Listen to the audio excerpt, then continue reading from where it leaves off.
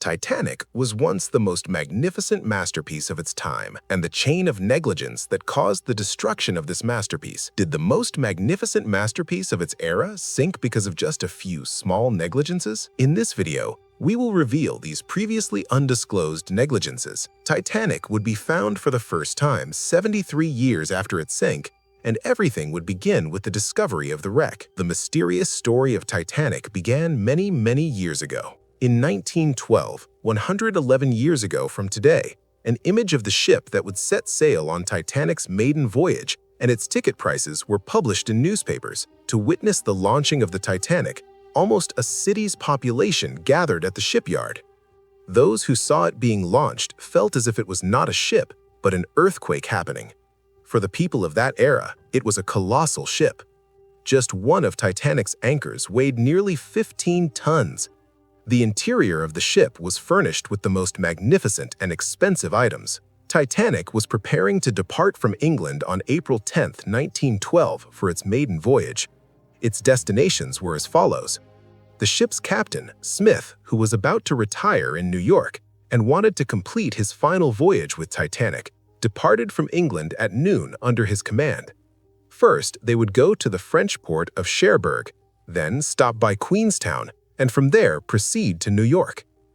As this magnificent ship left the port, operators were warned that there could be icebergs drifting from other parts of the ocean during the southern journey.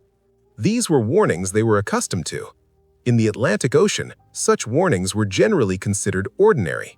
At 9:30 p.m., a ship named Mesaba, which was ahead of Titanic, reported that it had seen large icebergs around the route it had passed. However, although this warning was received by Philip and Harold, the first links in the chain of negligence in the communication room, it was not conveyed to the captain. Because at that moment, they were busy transmitting messages via telegraph, the most popular communication tool of the time that wealthy first-class passengers wanted to send to those waiting for them in New York.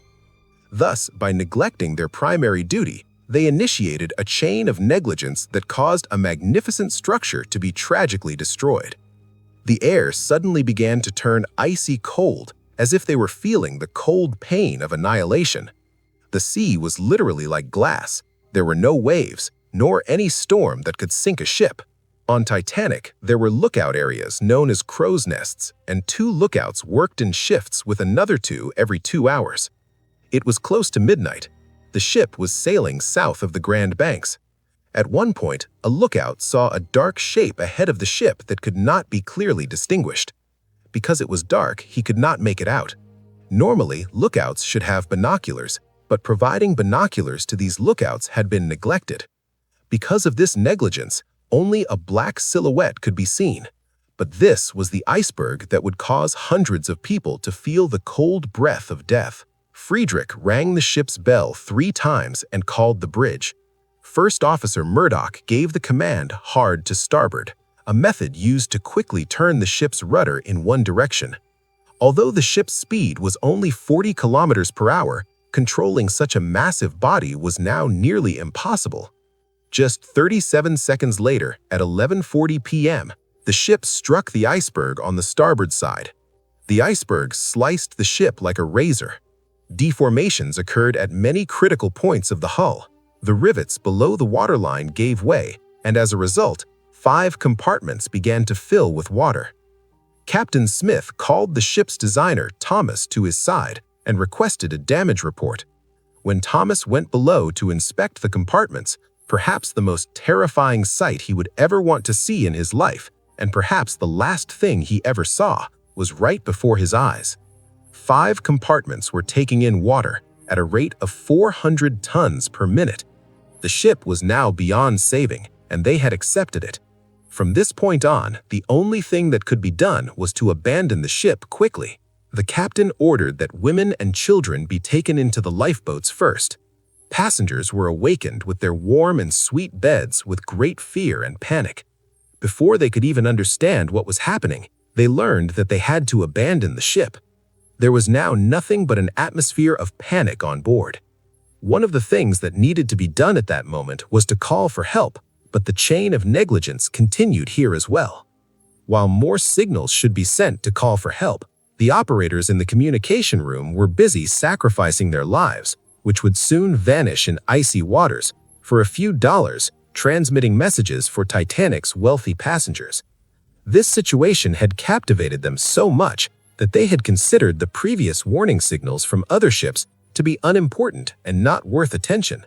But they were gravely mistaken, and they would pay the price of this mistake with their lives. One of these warnings came from a ship called Californian, located further north.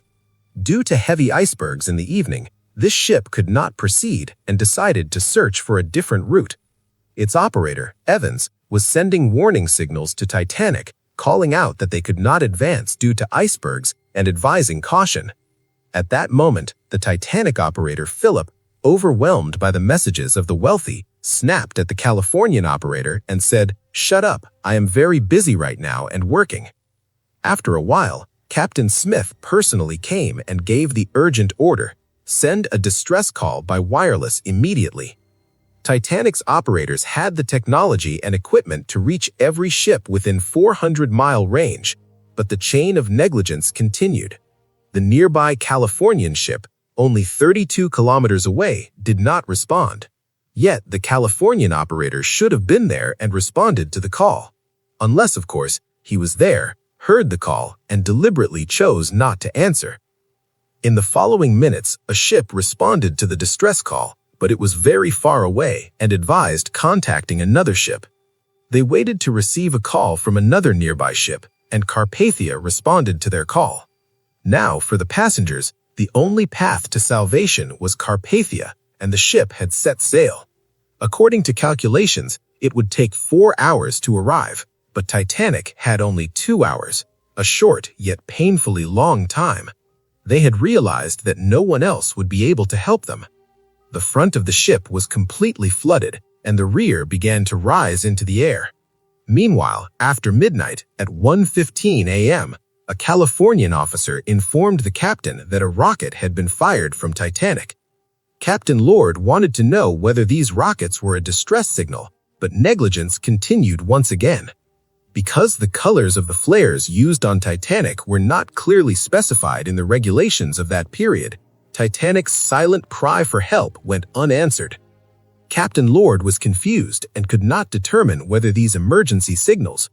He ordered his crew to continue observing and to send more signals to other ships and then return to his bed. At 1:50 a.m., 3 more flares were fired from Titanic, and California noted that Titanic looked strange in the water. This was the moment when the ship's stern had risen to a 45-degree angle. At 2:15 a.m., Captain Lord was informed once again that Titanic was no longer visible. At 5:30 a.m., the Californian operator attempted to send a message to Titanic's operator, Philip. What he didn't know was that Philip was now in the depths of the icy waters of the Atlantic Ocean. Throughout the night, the crew of the Californian ship, only 32 kilometers away from Titanic, had been unable to help the freezing people crying out for help right beside them, due to another link in the chain of negligence, a captain and his officer. In the early morning, one of the ships that had set out reached the area. Some of the people were fortunate enough to survive the disaster that day. If the captain of the Californian had taken the warning signals seriously and gone to assist, perhaps hundreds more people could have been saved. It was because of this chain of negligence that hundreds of people tasted death in the icy waters. Perhaps if these negligences had not occurred, we would not be talking about this today, and we would not have made this video at all. Don't you think the story of Titanic is a story of chain of negligence?